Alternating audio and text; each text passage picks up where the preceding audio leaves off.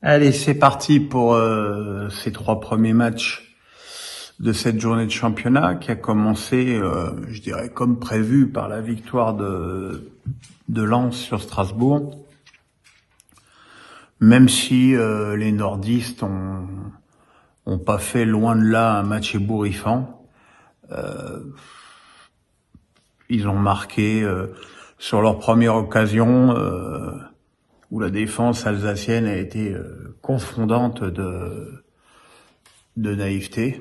Qu'est-ce qu'il y a, Edison? Qu'est-ce qu'il y a, moi, hein, confondante de naïveté, disais-je avant d'être impoliment interrompu par ce chien.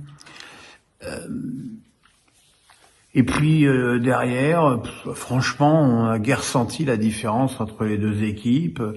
Strasbourg avec un dispositif certainement trop défensif, avec un seul attaquant, a quand même mis en difficulté une équipe lensoise qui, à l'image de Danso, n'avait pas sa sérénité habituelle.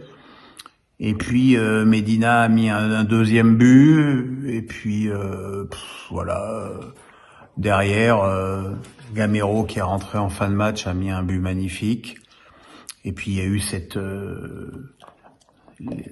les Strasbourgeois qui ont réclamé un penalty alors qu'il y avait effectivement une faute préalable de Djikou, mais quel manque de psychologie de cet arbitre qui d'ailleurs n'aurait pas dû arbitrer et qui a remplacé Monsieur Gayoust, qui est déjà pas un Jedi de l'arbitrage en deuxième période.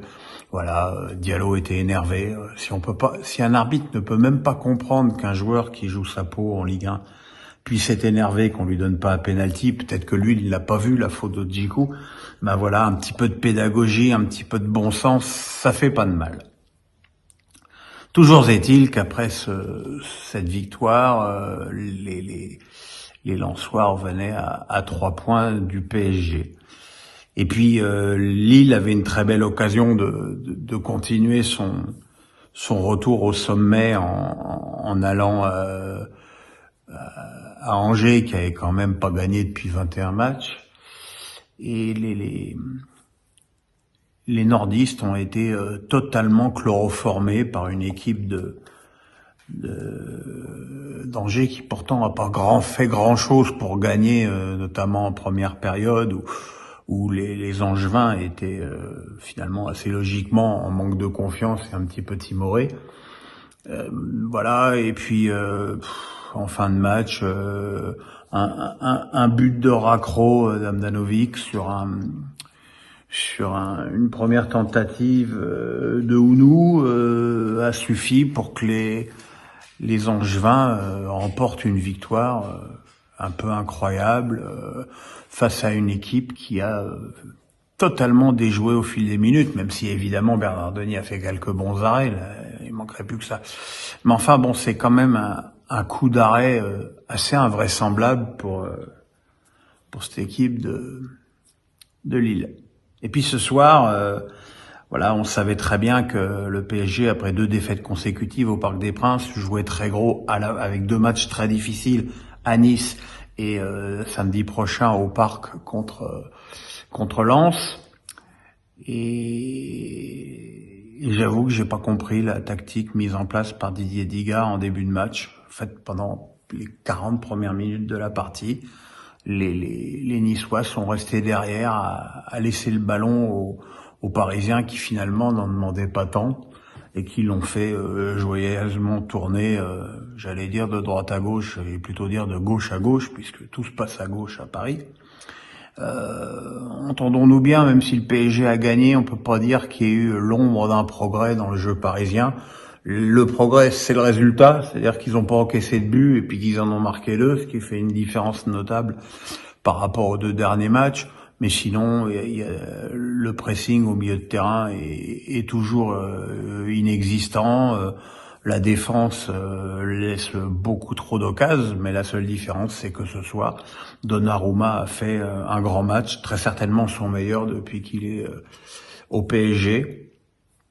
Et que voilà, et que Nuno Mendes comme toujours, apporté devant. C'est lui qui avait donné un premier ballon sur une tête sur le poteau de Danilo. C'est lui qui a donné le ballon à Messi pour l'ouverture du score.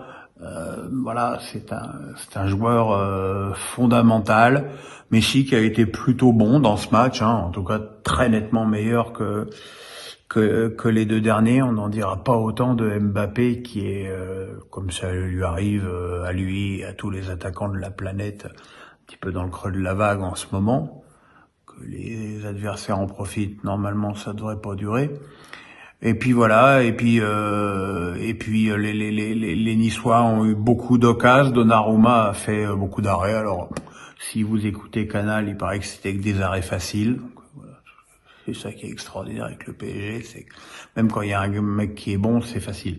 Dante a touché la barre et le poteau et il a fallu la goal line technologie pour pas accorder l'égalisation aux Niçois. Et puis sur un nouveau corner de Messi, une belle tête de Ramos, 2-0 pour Paris, qui reprend donc quoi qu'il arrive 6 points d'avance avant que Marseille ne joue à Lorient demain et avant que Lens ne vienne au parc dimanche prochain, sachant que après ce match-là, le calendrier du PSG va un peu s'ouvrir comme la mer devant Moïse dans les 10 commandements. Voilà, mais bon, malgré ça, pas de quoi grapper aux arbres sur la prestation du PSG, si ce n'est que, évidemment, il y a 3 points à la clé et que ces 3 points, dans le contexte actuel, ils font évidemment énormément de bien. À demain les amis.